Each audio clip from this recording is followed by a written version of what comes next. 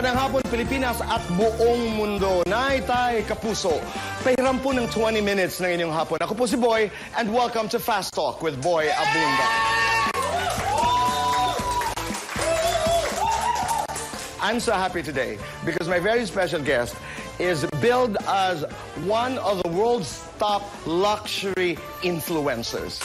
Please welcome Heart Evangelista Escudero.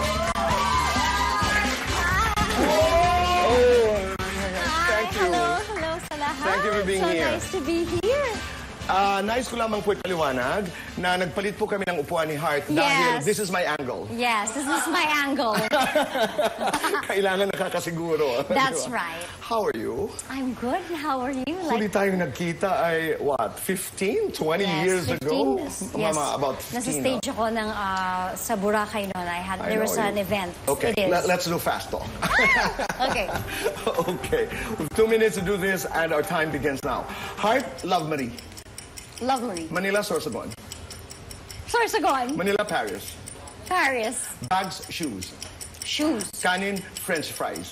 Kanin. Corned beef, sardinas. Corned beef. Barrio Fiesta, kasalang bayan. Barrio Fiesta. Nakatsinelas, nakatakong. Nakatsinelas. Sinusot mo sa bahay. Dress. Oo, hindi. Nag-uuwi ng toiletries mula sa hotel. Hindi. Oo, hindi. Nagbabasa ng hate comments. Yes. Oo, hindi. Natutulog ng may makeup. Yes. Your favorite leading man. My husband. Shout Your out. fashion influence. All the women that I've seen in my life. Pinakamahirap na teleseryeng ginawa mo. Hiramdam mo ka. Ugaling naman mo kay Mami Cecilia. Pagiging OC. Ugaling na mana mo kay Daddy Ray. Very Pinoy. Your Cowboy. dream for humanity. To remove all their fears. And that kind of is the root of evil. World peace, world famous. World peace. Most expensive gift na binigay ni Cheese. Peace of mind. Sexiest part ng katawan ni Cheese. His brain. Best advice from Cheese. That everything is fleeting. Mahal mo, kailangan mo. Mahal mo. Hashtag ng buhay mo. Liberation is love. Define family. Forever people. Define love. We cannot. Lights on, lights off. Lights on. Happiness or chocolates. 69 chocolates. Best time for happiness. Morning. Paano ka magmahal? I'd give up the world. Oh.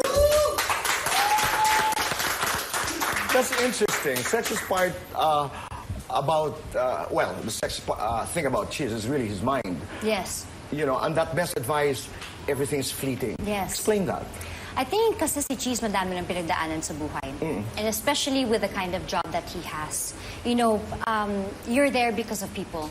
And you can't bask in your glory or your power. You can't hold to that because it changes. There's always going to be somebody smarter, prettier, more famous, somebody who's willing to do more.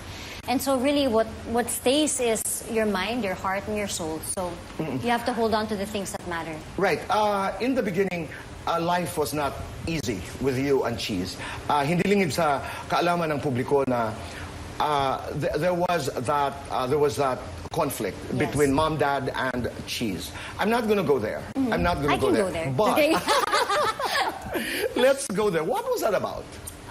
It wasn't just with Cheese. It was throughout my life. Okay. I think it's because, I mean, now that I'm where I am today, ako lang siguro makakaintindi kung bakit nila ako gustong protektahan ng ganon.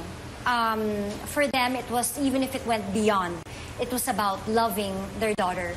And now that I've seen the world, iintindihan ko naman din kung bakit nila nagawa yung mga bagay-bagay na yun. But I couldn't possibly fast forward the chapters of my life and not have, you know, what I felt that I needed at that time and experience that. So, naging conflict siya.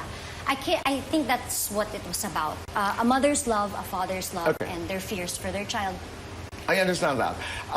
Hindi nila masyado gusto si Cheese para sa'yo. Paano, anong ginawa ni Cheese? How did he win them over?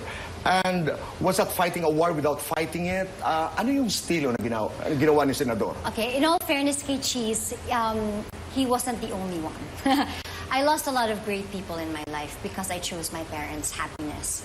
And I felt like I was being a good daughter for being that way. But it was Jesus' maturity, his wisdom, his experiences in life that set him apart from everybody else. He was quiet, he didn't rebel, and he waited for time to heal all wounds. And confident siya na in time, makikita nila na naging maayos naman yung buhay ko. And I think, very transparent din ako and people see my life and nakita nila na I'm very okay. I know that story. Mom and Dad came to the house. Pagkatapos, sabi ni Chiz, alis muna ako para walang problema. And then, continue the story. Wala kami pinag-usapan na anything. Walang sorry na naganap. Walang blame. But he left the house, right? Yes, he left the house first para magka-moment kami. And then when he came, parang wala. Parang walang nangyari. Ganda. And it's very nice. I think that's how it should be. That's what I meant when I said that you can win, for lack of a better word, you can win a war without really fighting it. But, yes. You wait for the right time, hindi mo pinagpipilitan, nangyayari ang dapat mangyari. That's right. And I'm so happy because everything is okay today, everything is happy. Everything's in place. Tama, no? Nasa tamang lugar ang bawat isa. Okay, couple of months, years ago, there were a lot of talks about the rough patch, yung problema na pinagdaanan nyo ni Chiz, and I'm not gonna go there. What did it do? What have you become? What did you learn from that experience?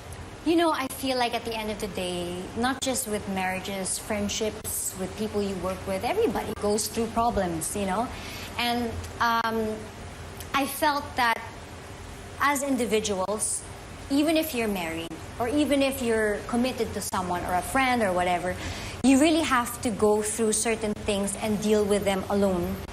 And really ponder about what you want in life. And the nice thing about being in a marriage with Cheese is that he has always respected the many seasons of my life that I'm going through. Again, like what I said with my parents, people can't expect me to fast forward the chapters of my life just so I can understand where they're at. Cheese and I, he's 15 years older than me and I'm a late bloomer. And there are just some things that I discovered. And that's why it works, because he's so supportive. And I really appreciate him because of that. And his love is very unconditional. And that's why we're okay. What matters to you the most right now? My life and how I live it. My freedom, my choices. I don't want to live in a box. I'm so over yung kailangan ganito ka o kailangan sumunod ka sa molded para magustuhan ka ng tao. Napagod ka doon? Pagod na pagod ako doon. Oo, na kailangan ganito ka, kailangan dito ka para magustuhan ka, napagod ka. Pagod ako kaya, in my life, I've been working for not as much compared to others, but a long time, and I've played different characters. I kind of really enjoy playing myself now. With all the flaws, with all my insecurities, with all my fears, because I feel like this is liberation for me. And it's more authentic. And I feel like in the long run, people saw it and they appreciated more. Just with the many chapters that I've been through. But love is love.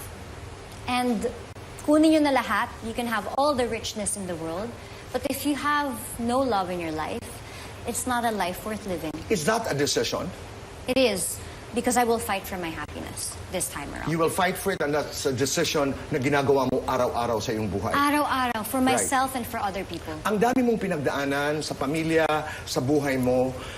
How appreciative are you today of your family? And I'm not just talking about Cheese. I'm talking about mom, dad, your family. Gaano kalaki yung appreciation mo ngayon sa pamilya mo? Ever since before, appreciative ako. Kahit feeling ko against siya dun sa paniniwala ko or nasasaktan ako, I've always been very appreciative sa lahat ng taong nasa buhay ko. Especially now because you realize how life is too short to have any kind of bad blood. The time is so precious. Right. Just a couple of questions. Number one, Heart, ano ba talaga ang influencer? Naririnig namin ito araw-araw sa aming buhay, but ano ba talaga ang, being a top influencer in the world, and not just fashion, but, you're a global luxury influencer. There was even something that was written that you're one, for the Paris Fashion Week, you were the third most impactful personality in that event. And that's not easy. Ang kita ba ng influencer, parang artista o mas malaki pa kaysa sa artista? I cannot not ask this. Yes. Sa kasuotan mo ngayon, anong pinakamahal ang mga kasagutan sa pagbabalik po ng Fast Talk with Boy Abad?